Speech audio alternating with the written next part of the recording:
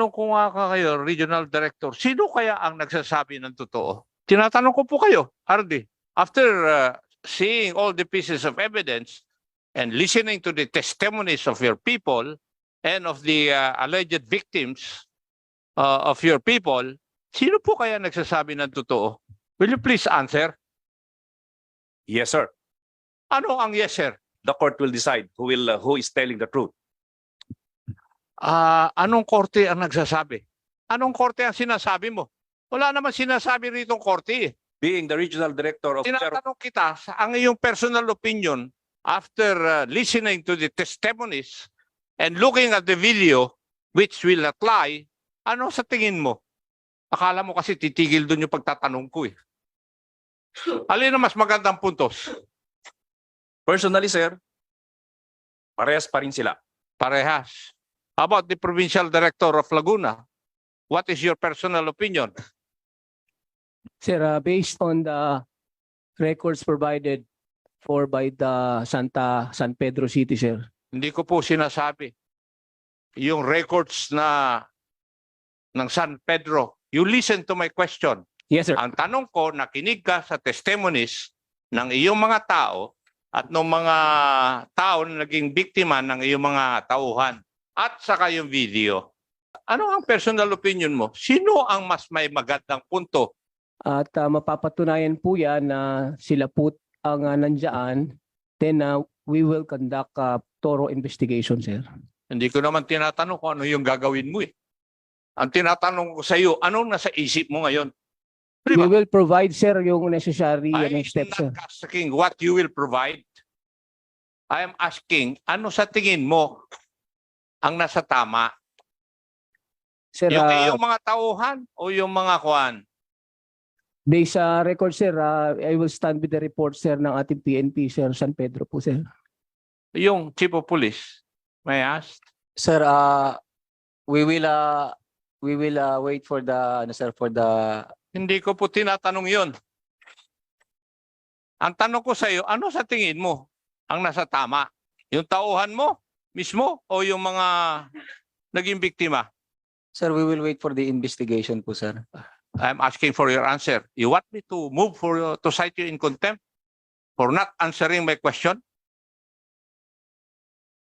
Ha? Tinatanong kita. Yes, sir. Sumagot nga yung mga nauna sa iyo, mas Yes, sir. senior pa sa iyo eh. Yes, sir. I'll walk you there. Ano ang sagot mo? Pareho pong may point yung sir, yung sa side po ng suspect and sa side po ng ating operatiba, sir. Mr. Vice Chair, ano po sa tingin ninyo? Your Honor, based on the object evidence and documentary evidence thus far, it appears that there is some credibility coming from the testimony of the private parties here, sir. Sa halimbawa po ay yung CCTV, mapapatunayan na naman yun na kung totoo yun. Maliwanag na nangyari yung allegedly huli doon kay Kilaw ng vicinity ng between 1:31 hanggang 2:30. At subalit doon sa kanilang mga sinumpang salaysay, mga 7:30, 7:40 daw.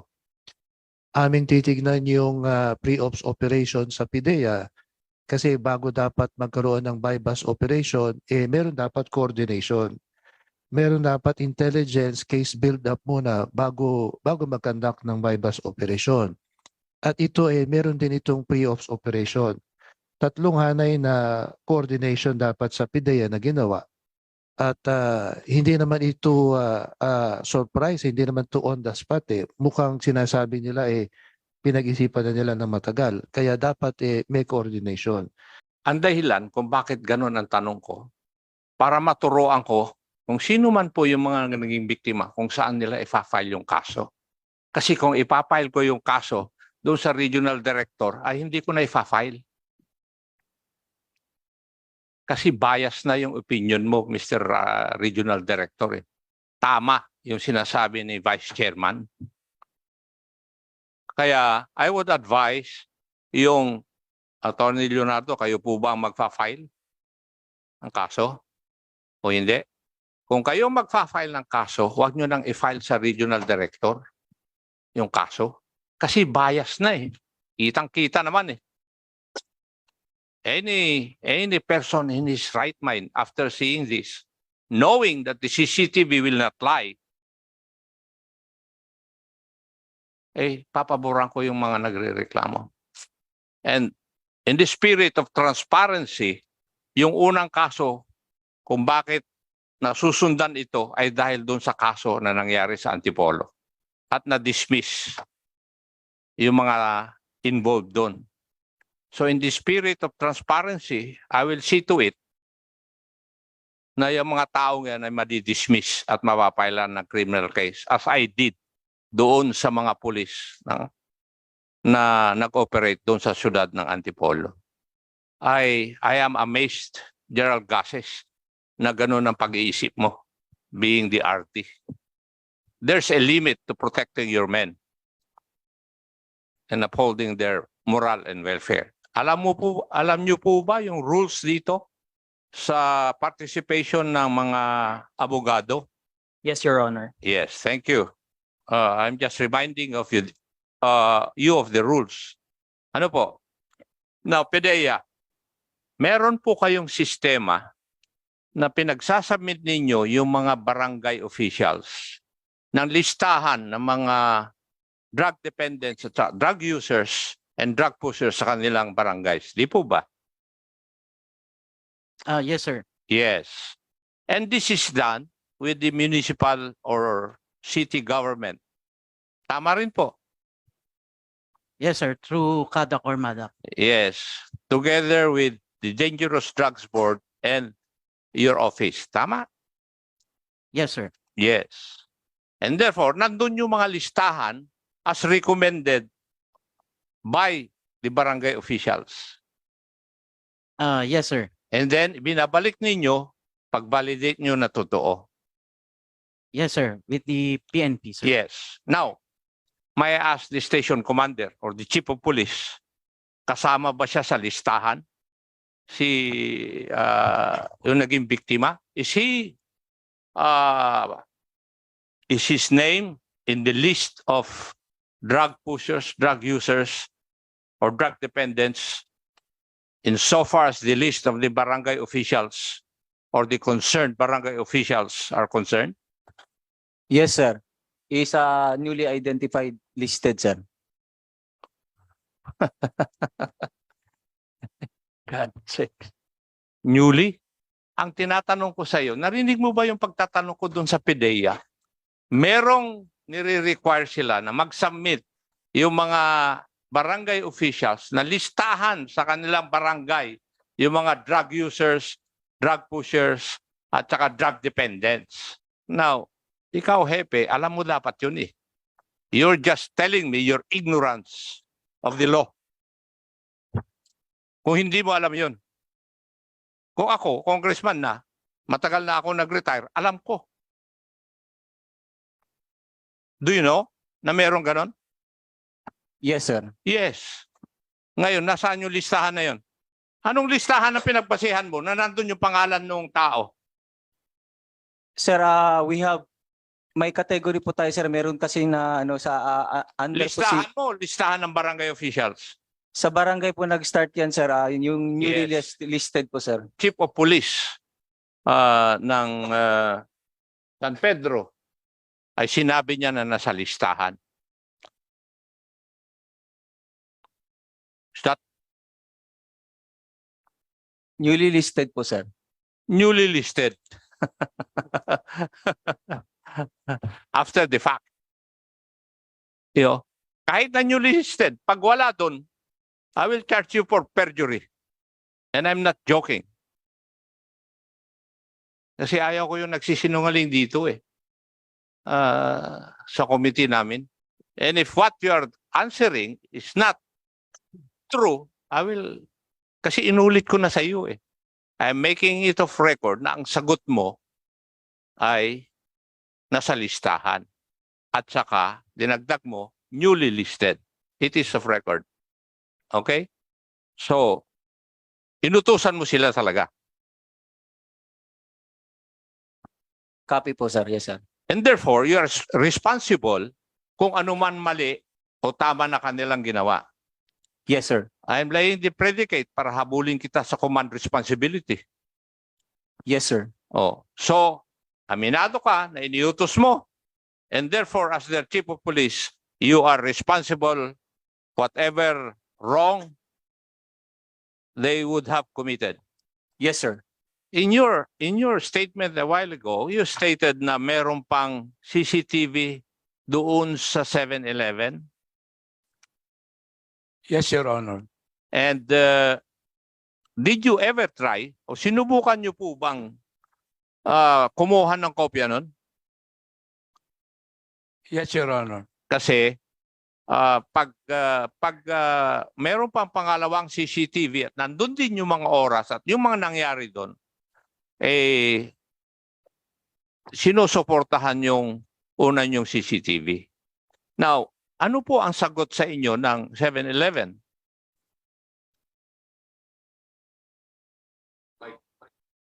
Paki-on po yung mic ninyo.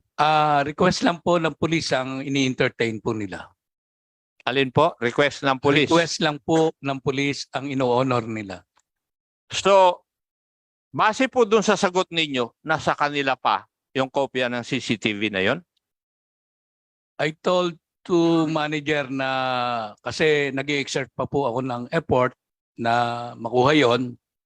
Nagsalita lang po ako sa kanya na please preserve yung event na sinasabi niya na related daw sa bypass operation. Kasi kasama na rin yan dun sa aming papandayin na batas na kung yung tumitingin dun sa CCTV ay makita niya na may krimen na nangyayari, dapat i-report na niya kagad sa kapulisan. Ano po yung listahan ng mga ebidensya na isinabit nyo sa office ng prosecutor? Meron po bang kasama yung motor na gamit ng tao? Doon sa certificate of inventory ay it appears na wala po yung motor po, Your Honor. Yung pong bisikleta na sinasabi, wala din po doon. Based on the record at hand that certified that no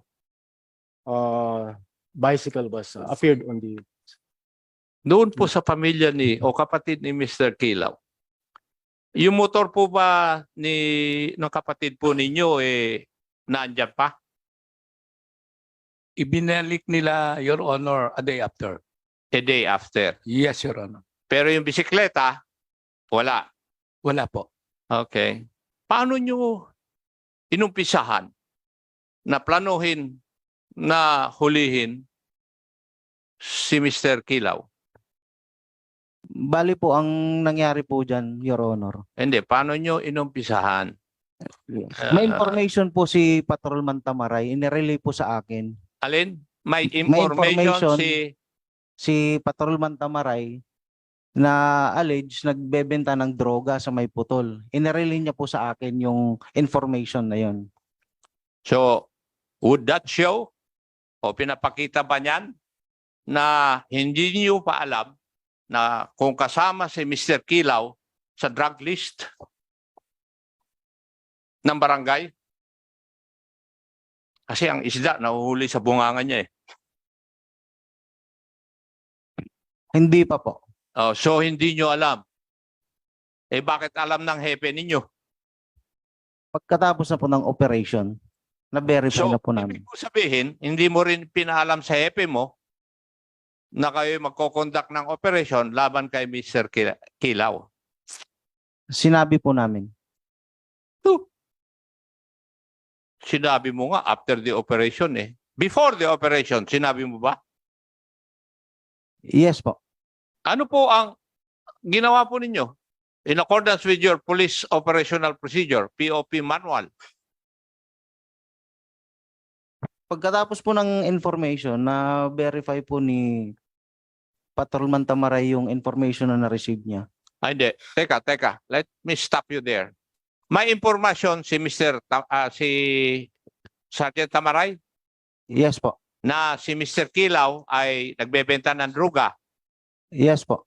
O after that, Nagkandak po si Patrolman Tamaray ng verification. yes, because that is required by your manual. You have to vet kung totoo yung impormasyon na natanggap. Yes po. Oh, siya mismo ang nag-vet. Yes po. O anong lumabas doon sa kanyang kwan? Base po sa verification na ginawa ni Patrolman Tamaray, positive po na may nagbebenta nga po doon sa may putol ng hinihinalang illegal na droga. May nagbebenta. Hindi pa niya alam na si Mr. Kilaw yon. Your Honor, may I request Patrolman Tamaray to answer. Siya po kasi ang nag-verify. Sige.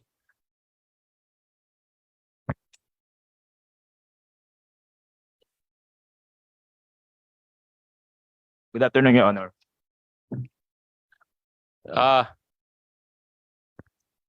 When you got the information, Sa confidential teka.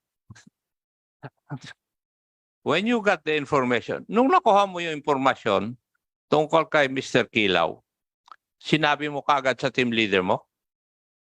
Yes po, sir. Yes. O, tapos sabi niya, hindi pa niya alam kung si Mr. Kilaw ang kwan eh. Target ninyo eh. Di ba? Oh, so alam na niya from the start na may target kayo na si Mr. Kilaw. Regarding po dyan, sir, Sagutin mo yung tanong ko. Hindi ko tinatanong kung regarding that or what. Sagutin mo yung tanong ko. kilala po namin sa alias po, pero yung buong pong pangalan, hindi po namin alam. Alias lang po ang binigay sa akin ng informante po Oh, namin. sige. And that is precisely the reason why kailangan mong i-vet o i-validate yung info. Yes po. So, ano po yung action ninyo para mag-validate? Nalaman na po namin yung information ng pangalan niya po nung nabaybas na po namin siya at natanong ko po kung ano po pangalan niya. Pero ang information po na ibigay sa amin po is alias lang po. Nalaman yung pangalan niya nung nabaybas na. Opo. Alam mo, iyo, ang sabi ng aking magaling na abogado nun, kung magsisinungaling ako yung pinakamalapit sa katotohanan. Eh yung pagsisinungaling mo, malayo sa katotohanan, iho eh. Ibig mong sabihin, nag-operate kayo sa isang tao na hindi nyo alam ang katauhan. Ikaw, sinabi mo mismo na ikaw ang nag-validate ng info. That is precisely the reason why I'm asking you, paano mo binalidate yung info? Kasi that is part of your operations dapat. You have to validate the information. Kasi baka pinainan lang kayo ng maling informasyon eh. Di ba? Ganun ang purpose ng procedure na yon. Iyo.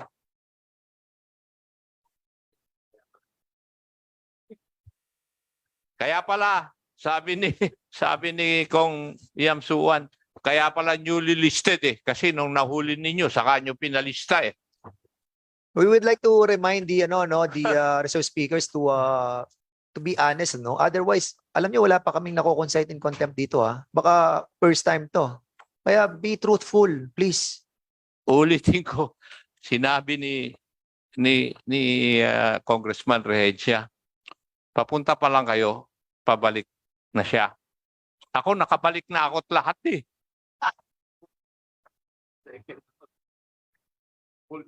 Naging congressman na nga ako at nag-iimbestiga pa rin eh. Tapos ganyan pa rin ang pagsagot niyo po sa akin. Ha? Oh, iyo.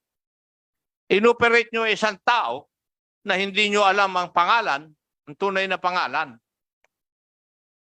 Binaypas at lahat ninyo, nalaman niyo lang yung pangalan after the operation. Alam mo iyo, lalo mo lang, dinadagdagan yung aking, yung eagerness. Hindi ko alam ang Tagalog nun. Baka alam mo, Congressman Rehencia. Yung gigil, sabihin na natin, na kailangan mawala kayo sa serbisyo eh. Oo, sa totoo lang. Kailangan mawala kayo sa serbisyo.